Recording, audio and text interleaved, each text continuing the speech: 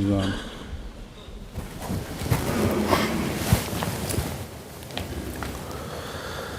الله أكبر الله أكبر الله أكبر الله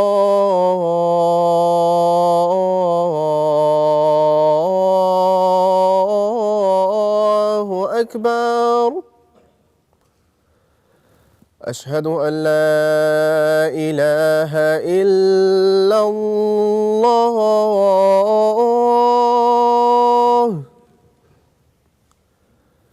أشهد أن لا إله إلا الله.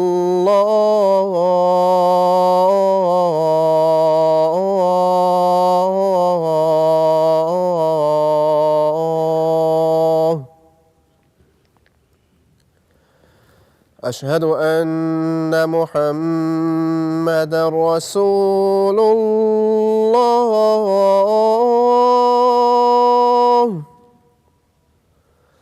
أشهد أن محمدًا رسول الله.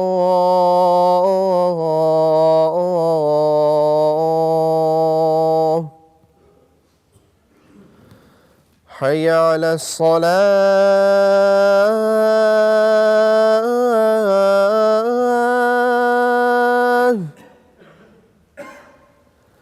حي على الصلاة.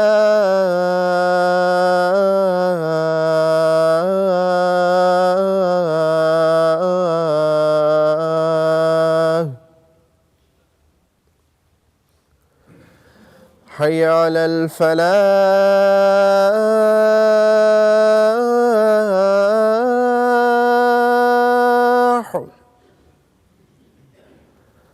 حي على الفلاح.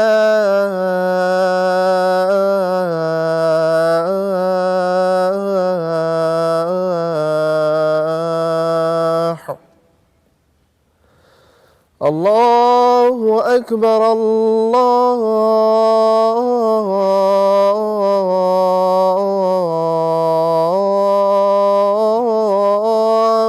أكبر. لا إله إلا الله.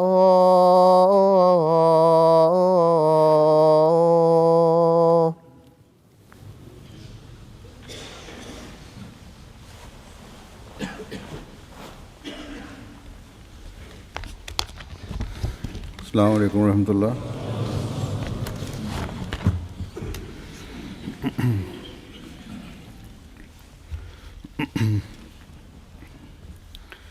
أشهد أن لا إله إلا الله وحده لا شريك له وأشهد أن محمدًا عبده ورسوله. أما بعد فأعوذ بالله من الشيطان الرجيم. بسم الله الرحمن الرحيم. الحمد لله رب العالمين. الرحمن الرحيم. مالك يوم الدين. إياك نعبد وإياك نستعين. اهدنا الصراط المستقيم. صراط الذين أنعمت عليهم غير المغضوب عليهم ولا الضالين.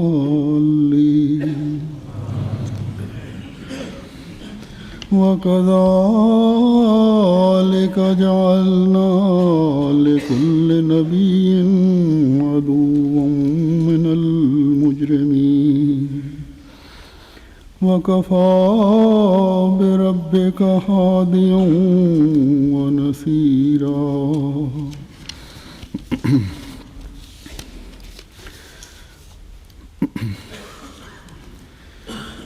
जब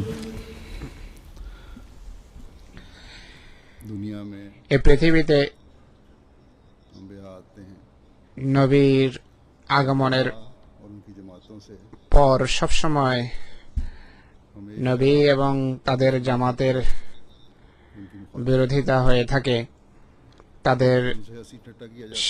সাথে হাসি ঠাট্টা করা হয়। कुरान करीम ने আমি যে আয়াত তেলাওয়াত করেছি সেই আয়াতে এ বিষয়ের এই চিত্রাঙ্কন করা হয়েছে। আর আল্লাহ তাআলা বলছেন, এইভাবে আমরা বিরোধীদের, অপরাধীদের মধ্য থেকে প্রত্যেক নবীর শত্রু চিহ্নিত করি, আর তোমার প্রভু হেদায়েত দাতা এবং সাহায্যকারী হিসেবে যথেষ্ট।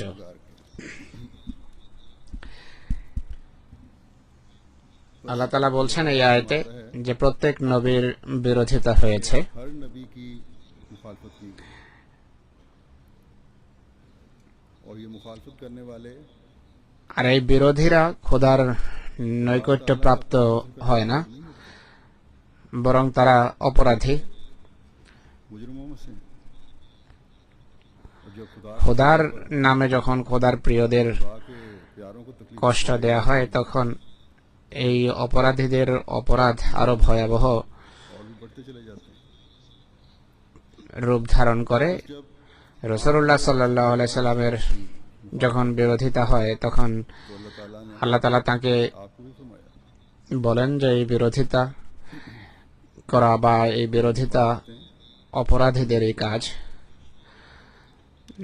ধর্মের শত্রুরা সকল যুগে নবীর বাণীর বিরোধিতার সকল চেষ্টা করেছে, তার কাজের পথে প্রতিবন্ধকতা সৃষ্টির চেষ্টা করেছে, তাদের মান্যকারীদের কষ্ট দেওয়ার চেষ্টা করেছে। কিন্তু এই বিরোধিতা, এই কষ্ট, এই হত্যা, तकलीफें ये कत्ल मुखालफीन को কখনো বিরোধীদের সফলতার দ্বার প্রান্তে নিতে সক্ষম হয় না। আর চূড়ান্ত বিশ্লেষণে নবীরাই अंबिया জয়যুক্ত হয়েছেন এবং হন। আর বিরোধী খোদা তাআলার আযাব এবং শাস্তির ताला के अज़ाब লক্ষ্যে পরিণত হয় এবং হয়েছে। সূরা ফুরকানের যে আয়াত আমি তেলাওয়াত করেছি, তাতে मैंने पढ़ी है। মক্কারি চিত্র ফুটে ওঠে। বিরোধীরা হেন কোনো জুলম এবং অত্যাচার নেই যা মহানবী সাল্লাল্লাহু আলাইহি ওয়াসাল্লাম এবং তার মান্যকারীদের উপর করেনি। नहीं की তিনি সাল্লাল্লাহু আলাইহি ওয়াসাল্লাম তার উপর हर যখনই কোনো জুলম এবং অত্যাচার হতো বা মান্যকারীদের উপর যখনই জুলম এবং অত্যাচার হয়েছে, তিনি ধৈর্য ধারণ করতেন এবং ধৈর্য ধারণের নসিহত করেছেন মান্যকারীদের। ইতিহাসে অনেক বেদনাদায়ক এমন ঘটনা আছে। একটি ঘটনা এভাবে বর্ণিত হয়েছে। হযরত আম্মারের পিতা ইয়াসের এবং তার মা সুমাইয়ার প্রেক্ষাপটে এটি এসেছে, যাদের উপর ভয়াবহ জুলম এবং অত্যাচার করা হয়েছে। এমনই একটি সময় যখন তাদের ভাবে দৈহিক নির্যাতনের লক্ষ্যে পরিণত করা হচ্ছিল, মহানবী সাল্লাল্লাহু আলাইহি ওয়াসাল্লাম সেই পথে হেঁটে যাচ্ছিলেন।